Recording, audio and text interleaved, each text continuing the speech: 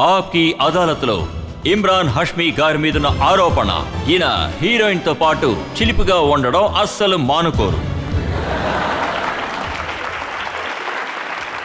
ఇమ్రాన్, నా దగ్గర మీ గురించి ఒక పెద్ద లిస్టే ఉంది. మీ గురించి కంప్లైంట్ చేసిన కొంతమంది హీరోయిన్స్. నిషా కోటారి దగ్గర మీరు కిల్లర్ షూటింగ్ అప్పుడు కిస్ పేరుతో మీరు చిలిపితనం చేశారు. అవును, అది ప్రజలు కూడా చెప్పండి. ఇదంతా మీరు చూసారంటే నేను పెంకితనం చేస్తున్నది అది ఒక అసలు రకమైన ఏం చిలిపితనం చేశారో చెప్పండి. యాక్చువల్లీ కిల్లర్ వచ్చి మొదటి రోజు షూటింగ్. ఇప్పుడు మా ఇద్దరికి ఒకే ఫ్రేమ్లో షూట్ ఉండేది. వాళ్ళు చాలా భయంతో ఉన్నారు. యాక్చువల్లీ ఇమ్రాన్ హాష్మీ అంటే చాలా భయంకరమైన హీరోయిన్స్తో పాటు ఒక రాంగ్ ఇమేజ్ ఉండేది. నన్ను భూతంలా చూసేవాళ్ళు. సో నేను సెట్కి వెళ్ళినప్పుడు టు బ్రేక్ ది ఐస్ నేను ఒక స్టంట్ మాస్టర్ దగ్గర చెప్పాను. ఫ్రెండ్షిప్ కోసం నేను ఏమన్నానంటే, ఒక యాక్షన్ సీక్వెన్స్ లో ఇర్ఫాన్ ఖాన్ మిమ్మల్ని షూట్ చేస్తారు, అక్కడి నుంచి నేను ఎత్తుకొని నేల మీద అలాంటి ఒక షాట్ ఉండేది.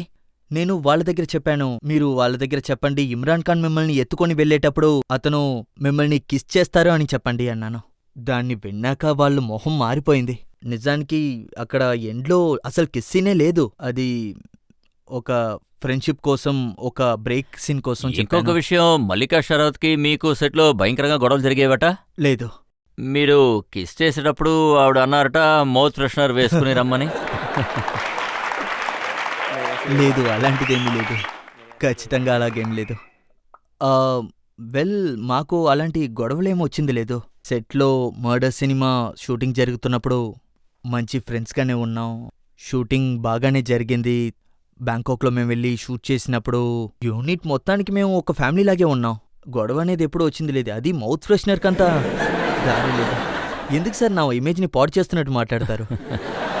సరే వదిలేయండి, మీ మధ్య ఏం జరిగిందనేది మల్లికా గారు మాత్రమే చెప్పాలి. కానీ న్యూస్ పేపర్లో వచ్చిన డీటెయిల్స్ నా దగ్గర ఉన్నాయి. సినిమా అయిపోయిన వెంటనే మీరు ఒక విషయంలో చాలా కోపం తెచ్చుకున్నారట.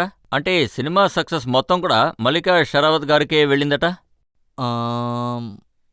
ఇది చూసారంటే ఇది ఒక ఇంటెన్షనలీ, ఈ సినిమా గురించి నాకు తెలుసు. I'm intelligent enough to know ఇది సినిమాకి ఇది ఒక ప్రొటాగనిస్ట్ అని. వాళ్ళ లైఫ్ మీద ఒక కథ ఏర్పడింది. ఇది ఒక శ్రీతోల్క కథ అంతే. నాకు తెలుసు ఆ సినిమాలో నాది ఒక విల్లన్ రోల్, నెగిటివ్ అనేది.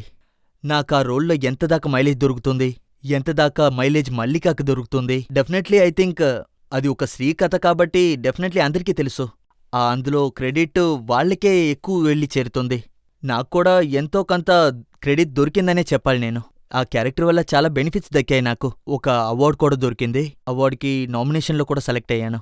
నేను మల్లికాకు మాత్రమే లైమ్ లైట్ దొరికినట్టు నేను అలా చెప్పను. చెప్పాలంటే దీనికి అనురాగ్ వాసు కూడా ఒక కారణం. మల్లికాకి సమస్య లేకపోతే మరి ఆ సినిమా తర్వాత ఎందుకని ఆవిడ మీతో ఇంకో సినిమాలో చేయలేదు? లేదు, ఈ విషయాన్ని మీరు వాళ్ళ దగ్గరే అడగాలి. ఆ తర్వాత నాకు తెలిసే అలాంటి ఒక సినిమా రాలేదనే చెప్పాలి. రోల్స్ అంతా అలాంటిది రాయలేదనే నేను చెప్పాలి. స్క్రిప్ట్లో మా ఇద్దరికి చేరినట్టుగా ఓ రోల్ లేకుండా ఉంటుంటుంది. డైరెక్టర్కి అనిపించింది. ఇంకొక హీరోయిన్ పేరు కూడా ఉంది, అమిషా పటేల్. ఆవిడ మీతో అస్సలు యాక్ట్ చేయనని చెప్పేశారట. అవును, ఫోటో సెషన్ అప్పుడు మీరు ఫోటోస్ తీయడం ఆవిడ చూసారు. మీరు చాలా బోరింగ్ గా ఆ ఫోటోస్ ని తీసారట. అప్పుడంతా నాకు చాలా బోర్ కొడుతుంది. ఇంతకు ముందు చెప్పినట్టు నాకు అసలు ఇంట్రెస్ట్ చెప్పారా లేదా మీ పనిలోనా? రెండిట్లో కూడా లేదు. యాక్చువల్లీ అది నా ఫస్ట్ ఫోటోషూట్గా ఉండేది. అది ఏ జిందగీ ఏక్ సఫర్ అనే ఒక సినిమా తనుజా చంద్ర డైరెక్ట్ చేస్తూ ఉండేది. అప్పుడే నా యాక్టింగ్ క్లాసెస్ కూడా ప్రారంభించింది.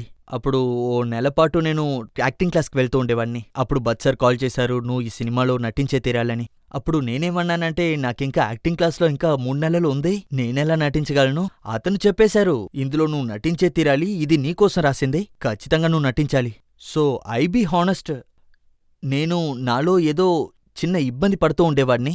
పూర్తిగా యాక్టింగ్ ట్రైనింగ్ అనేది నాకు లేకుండా పోయింది. ఒకవేళ నేను కెమెరా ముందుగా వెళ్ళి నించుంటే నాకు ఇబ్బంది అనిపించుండొచ్చు, అన్కంఫర్టబుల్గా ఫీల్ అయ్యి ఉండొచ్చు. నేను బోల్డ్గా లేదు, కానీ అన్కంఫర్టబుల్గానే ఉన్నాను కెమెరాకి ముందు. ఇంకొక పెద్ద హీరోయిన్, ఇప్పుడు ఆవిడకి బాగా పేరొచ్చింది, ఆవిడ కూడా మీతో యాక్ట్ చేయడానికి నిరాకరించారు, బిపాషా బాసు. అవును, ఈయన సైజులో కొంచెం చిన్నోళ్ళ ఉన్నారని చెప్పారు. నాకు తెలిసి వాళ్ళకి అనిపించుండొచ్చు ఇమ్రాన్ హాష్మీ వాళ్ళకన్నా వాడు చిన్నోడని. అదేవిధంగా మా ప్యారింగు పెద్దగా బాగోదని వాళ్ళకి అనిపించుండొచ్చు. మూవీకి సెట్ కాదనుకొని ఉండొచ్చు. కానీ అది నాకు పెద్ద ఇబ్బందిని పెట్టలేదు. అది వచ్చి మిమ్మల్ని ఎవరో డైరెక్టర్ రిజెక్ట్ చేశారో నేను మీకు చెప్తుంటే మీకు అది బాధగా లేదా? దాంట్లో నాకేమీ అసలు కష్టమనేది లేదు. దీన్ని తలుచుకొని నేను ఎప్పుడూ బాధపడింది లేదు. ఎవరు నాతో పనిచేయాలనుకుంటున్నారు లేదా అని. నాకొచ్చి ఎప్పుడూ ఒక ఆలోచన ఉండేది, ఎప్పుడు నేను సినిమాలో పనిచేయబోతున్నాను, దానికి నేను ఎంత జస్టిఫై చెయ్యాలి, ఆ రోల్ని నేను బాగా చెయ్యాలి. నేను ఎప్పుడూ నాతో ఎవరు నటిస్తున్నారనేది చూడను. ఈ విషయంలో ఎంత నిజం ఉంది? ఇప్పుడు మీరు హిట్ అయిపోయారు, అలాగే మీరు పాపులర్ అయ్యారు, పేరు ప్రఖ్యాతులు కూడా వచ్చాయి, స్టార్ అయిపోయారు. ఇప్పుడు బిపాషా, మల్లికా షరావత్ వీళ్ళందరూ మీతో యాక్ట్ చేయడానికి రెడీగా ఉన్నారు. మీరు వీళ్ళతో యాక్ట్ చేస్తారా? అదేంటంటే నాకు తెలిసి ఆ 2 సంవత్సరాల్లో నా లెవెల్ కొంచెం పైకెళ్ళిపోయింది. అందువల్లే వాళ్ళు నాతో పనిచేయాలనుకుంటున్నారు. ఇదే అయ్యుండొచ్చు, వేరే అయింటుంది. ముందు నా గ్రేడ్ చిన్నదిగా ఉండేది, ఇప్పుడు పైకెళ్ళింది. నేను ఇంకొక విషయం కూడా విన్నాను, ఇప్పుడున్న హీరోయిన్స్ అందరూ మిమ్మల్ని భయపెడుతున్నారట. శ్రేయ వాళ్ళ ఎగ్జాంపుల్స్ చదివాను, వాళ్ళు మీకు జోధ్పూర్లో ఒక సెట్లో దయ్యం కథ చెప్పారట. అవును, మీరు రాత్రంతా భయపడుతూ ఉండిపోయారట. యాక్చువల్లీ వాళ్ళు నాకు ఈ కథ చెప్పలేదు, నేనే సెట్లో చెప్పాను. ఎందుకంటే జోధ్పూర్లో ఒక హెరిటేజ్ హోటల్ ఒకటి ఉండేది. అది చూడ్డానికి కొంచెం భయంకరంగా అనిపించింది. నేను వెళ్ళిన మొదటి రోజే ఈ వర్డ్ని స్ప్రెడ్ చేసేశాను. నేను చెప్పింది నాకే భయం అనిపించింది. రూమ్లో నేను ఎప్పుడూ లైట్ ఆన్ చేసుకొని నిద్రపోను. చూసారంటే ఆవరప్పన్ షెడ్యూల్ మొత్తానికి నేను 15 రోజులు షెడ్యూల్ ఉండేది. ప్రతిరోజు నేను లైట్ ఆన్ చేసి పెట్టుకొని నిద్రపోయేవాడిని. ఎందుకంటే నేను ఒకరి దగ్గర దయ్యం గురించి మాట్లాడుతున్నప్పుడు నాకే తెలియకుండా నేను భయపడిపోయాను.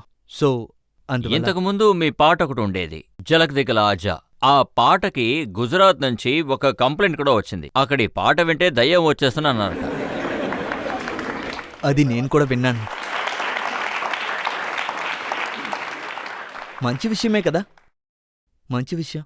అంటే మంచి విషయమని మీరంటున్నారు, కానీ దయ్యం అనే పదం వింటేనే మీకు భయం వస్తుందట. లేదు, నేను కొంచెం సూపర్ షీసే. నాకు తెలిసి నేను అంతగా భయపడను. నేనేం విన్నానంటే బ్యాంకాక్లో మీరు ట్రైన్లో అందరి ముందు డ్రెస్ విప్పాల్సి వచ్చినప్పుడు చాలా భయపడ్డారట. యాక్చువల్లీ నేను భయపడలేదు, అక్కడ ఉన్నవాళ్ళు భయపడ్డారు. అదేంటంటే అది ట్రైన్ షూటింగ్ టైంలో ఒకే బోగీలో టైం అలాటెడ్ స్లాట్ ఒకటి ఉండేది. చాలా సీన్లు షూట్ చేయాల్సింది ఉంది. సో ఆ షూటింగ్ జరుగుతున్నప్పుడు ట్రైన్ వెళ్తూనే ఉంది, చాలామంది ఎక్కుతారు దిగుతారు. సో వాళ్ళందరూ చూస్తూ ఉన్నారు. ఇతను షూట్ అంతా చేసేసి అక్కడికి వెళ్ళిపోయి అందరి ముందు డ్రెస్ మార్చుకుంటున్నారు. ఎందుకంటే ఆ ట్రైన్లో ఎటువంటి టాయిలెట్ లేదు, అదొక local train. So I think అక్కడ ఉన్న వాళ్లే భయపడిపోయారు. ఐ థింక్ 2 సార్లు డ్రెస్ మార్చిన తర్వాత 5-6 సీన్లు తీసాం. ఆ తర్వాత బోగి మొత్తం ఖాళీ అయిపోయింది. ఆ తర్వాత చూసారంటే ఆ ట్రైన్లో అసలు ఎవరూ ఆ ఎక్కలేదు. తర్వాత ఒక వ్యక్తి పోలీస్ స్టేషన్లో కంప్లైంట్ కూడా ఇచ్చారు. అవును, చూసారంటే ట్రైన్ లోపల షూట్ చేయడానికి అలౌడ్ లేదు, అయినా షూటింగ్ చేసాం. మేము చాలా సీన్స్ తీయాల్సిందుంది, కానీ ఒక ట్రైన్ బోగీలో అది ఒకరోజే టైం మాకు మీరు ఉండేది. చాలా సీన్లలో డ్రెస్ లేకుండా కదా యాక్ట్ చేస్తున్నారు. లేదు, ఆ సీన్లో డ్రెస్ వేసుకున్నాను ట్రైన్ సినిమాలో. ఇమ్రాన్, మనం ఇంతకుముందు ఆవారప్పన్ సినిమా గురించి మాట్లాడాం. ఆ కథ చూసారంటే బ్యాంకాక్ ఇన్సిడెంట్స్, ఆ సినిమా అప్పుడే జరిగింది.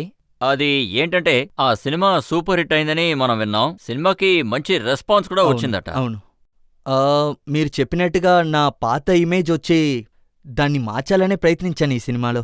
సో అందులో నేను ఒక రకంగా విజయం సాధించాను. నా టీం ఫుల్ సపోర్ట్ చేశారు.